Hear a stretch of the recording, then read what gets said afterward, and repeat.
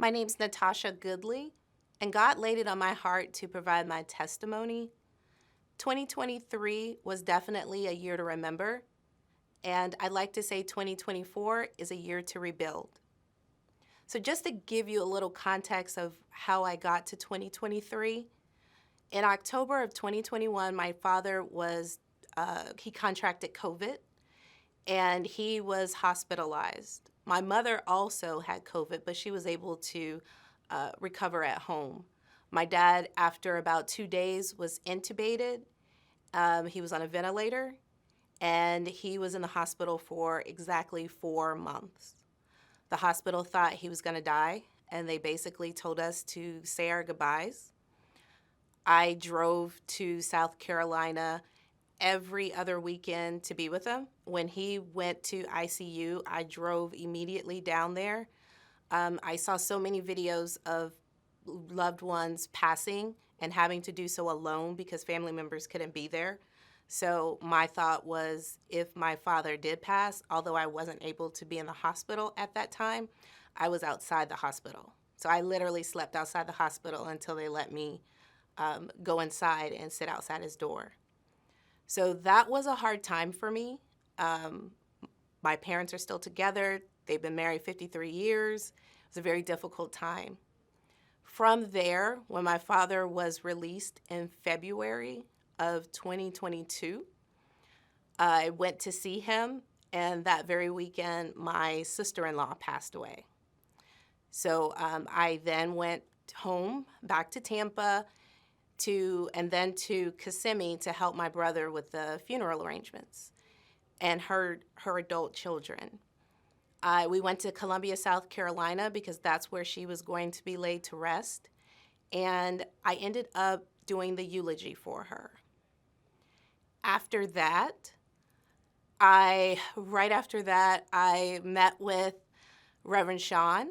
And Reverend Sean and I were talking about some plans that we were going to do, that we were going to bring to St. Pete and then to Tampa. We've always talked about ways that we could help the city, how to, bring change and enlighten the area. So we met that Monday in Tampa, and we said we were going to meet again on Friday. That Friday morning, I got a call from one of my good friends who asked me if it was true that Reverend Sean had passed. And I said, absolutely not. I'm meeting with him at 1 o'clock. So everything's fine. Don't worry about it.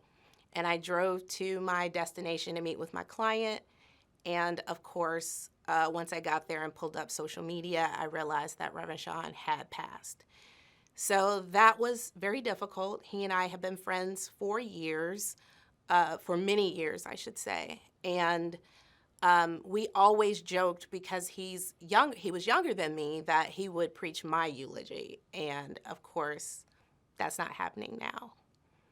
After that, I started having more health concerns, strong, painful menstrual cramps, wasn't quite sure what was going on, and that brought me all the way into 2023. So January of 2023, I was having very, very strong menstrual cramps and uncontrollable bleeding. I was bleeding for about 3 weeks straight, very heavy. I didn't know what was going on. At the time, I did not have health insurance because I'm self-employed.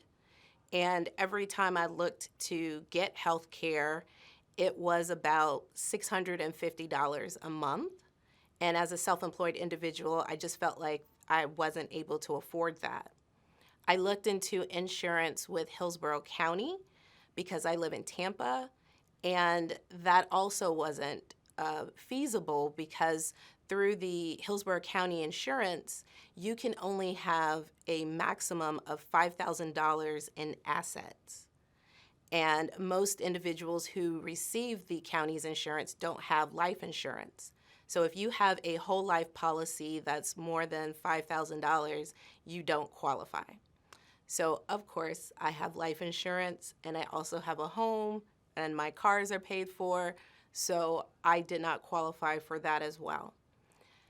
When February of 2023 came, I just couldn't take it anymore. At the time, I was taking about 2,800 milligrams of ibuprofen 3 times a day. I was taking Tylenol. I was taking any and everything that I could think of. And individuals introduced me to medical marijuana.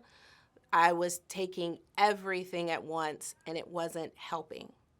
So in February, I finally got to a point where I could not do it any longer. And I went to one of the, what's it called? Okay, so I'll say that. In February, I wasn't able to take it any longer. So I went to an urgent care because I thought urgent care would be a lot cheaper than going into the emergency room. And when I walked into the urgent care, they said, "We can't do anything for you," and turned me around and told me to go to the emergency room. At the emergency room, they did testing on me, and we realized that I had fibroids, and the fibroids were the size of baseballs, and I had multiple ones, and that's what was causing the bleeding, and that's also what was causing the pain.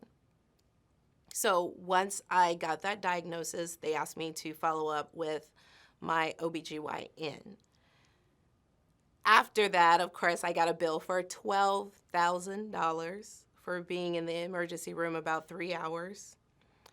And I followed up. I found an OBGYN that I followed up with, and we did more testing and realized that I had an enlarged uterus. My uterus was the size of about a 5-month pregnant woman, and that was also causing the pain. My cervix had been sealed shut from the fibroids, so I couldn't even do a biopsy because the smallest instrument, that's the size of a ballpoint pen top, the tip of the ballpoint pen, was not able to penetrate my cervix. So I had to have surgery, and during that time, we did not know if it was cancer or what it was because a biopsy wasn't able to be done. So at that time, we scheduled surgery, and surgery was scheduled for May 1st of 2023.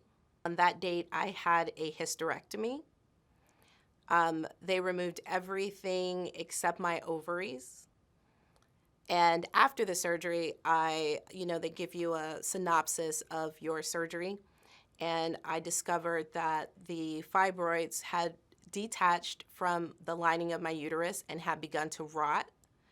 And so because my cervix was sealed, they were also sitting in fluid.